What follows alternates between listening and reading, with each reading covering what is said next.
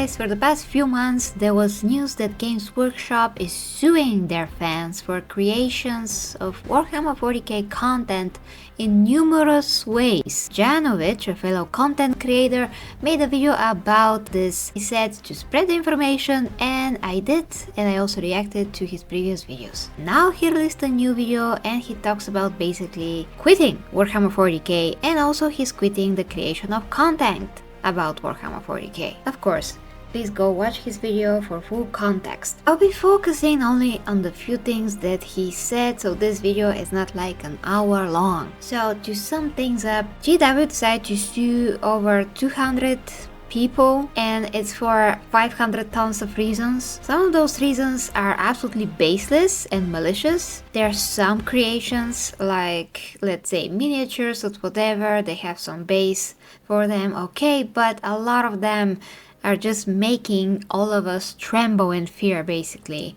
because they can say anything and get away with anything. All kinds of content that could be produced on Warhammer 40K that could say that it's theirs and that it's not fair use or whatever, even parodies. I'm also of course concerned about what I can do and what can I not do. Now people hate freaking AI art a lot, and I did use it in the past and I keep using it still because it is useful, it is a tool, and it's how you use it.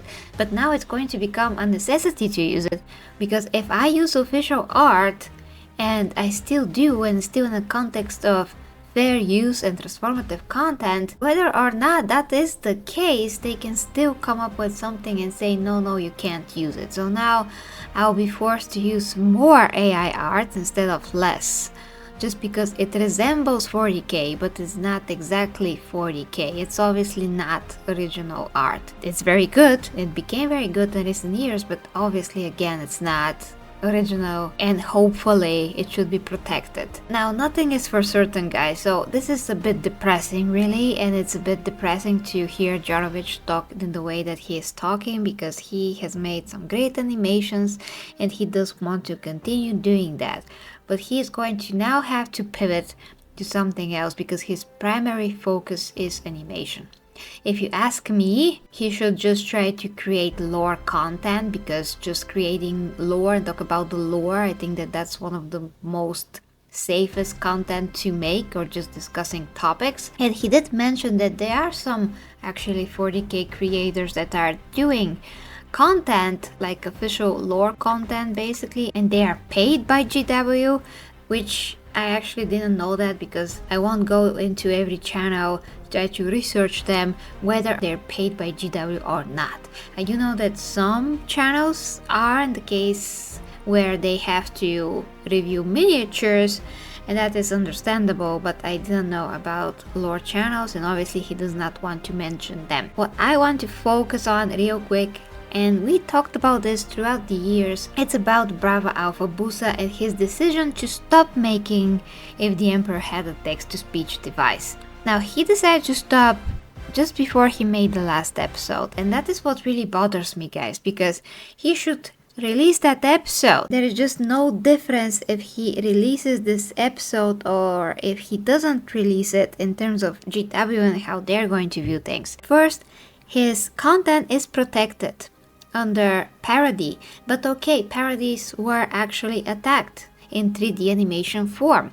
That is a bit different because GW already has the 3D animations, so you can say that fan art is competing because if it's the same type of content, but then what Brava Alpha Busa did is just so different. It's basically these cardboard cutouts that are moving around. Like, GW will never do such type of content. It's just very original, it's just very Brava Alpha Busa, and it's his style of animation. So I think that he is like the safest, the safest possible. I hope I'm right, I hope that he is like the most safe from most of animation at least. So my point is that back when he stopped, although he wasn't actually bothered, I don't think that was the right decision at all. I still don't think that, because it's proven that it wasn't. He could have released this last episode, and judging by the fact how many other episodes he had of the text-to-speech series, like what the heck is the difference? We would have this episode, the series would be finished. We would be happy. He would be happy because he finished it. He does not have to be afraid just because, GW can do something later. They can do something about one single episode of all the series. They don't need to wait for the last episode to be released. Like, what the heck? What is the difference that it makes for them? It's the same. If they want to strike him, they would do that anyways. So he could have released this episode. It doesn't make a single drop of a difference. It does to us, the fans that actually want to see this, but for GW it doesn't matter. So now of course he may be considering deleting all of that. I don't think that he should. It was there for years, it made a ton of money for him, it still probably makes a ton of money for him. So I think that that should stay on. I just really don't think that they are going to bother him. And he should have released the last episode and be done with it and just stay on. They can say, okay, take those down and not sue him directly. Who knows? I mean, I cannot be 100% certain about this. But the point is that if he were to release this last episode, it wouldn't make any difference to GW. And again, he is protected under fair use, under transformative content, and under parody, and his animation is so different from anything, and GW does not have any equivalent of that on their platform on Warhammer Plus. And they will not ever have anything like that, because it's just not their style, it's not how you do things. You do this type of animation when you don't know how to do other types of animation and you want to be creative and still be funny and still tell a story. So that's how Brava started.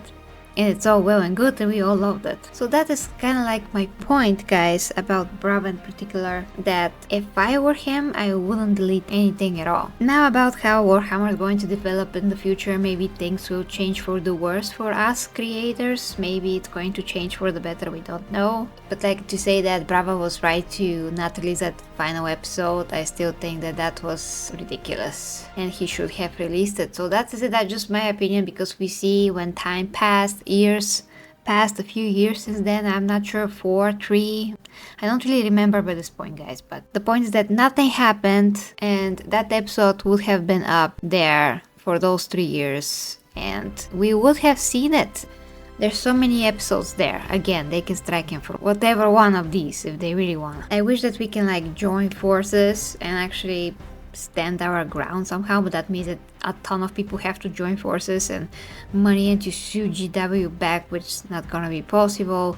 So we just have to adapt and do something, either something else or just something different. But yeah, I really hope that at least lore and talking about Warhammer is going to be allowed. Jesus Christ, it's kind of like GW are communism. They're like the communist party of hobbyists or hobbies in general. So let me know what you think, guys, in the comments. Thank you so much for watching. Yeah, this is just my personal take. If you'd like to support me, links are down below. Support the Imperium, guys. And yeah, with me the 40K Empress for the Imperium. For the Imperium must not fail. Imperium we prevail. The warriors march with sacred might. Their purpose burning crystal bright, to lift the throne world from its plight and guard humanity's light.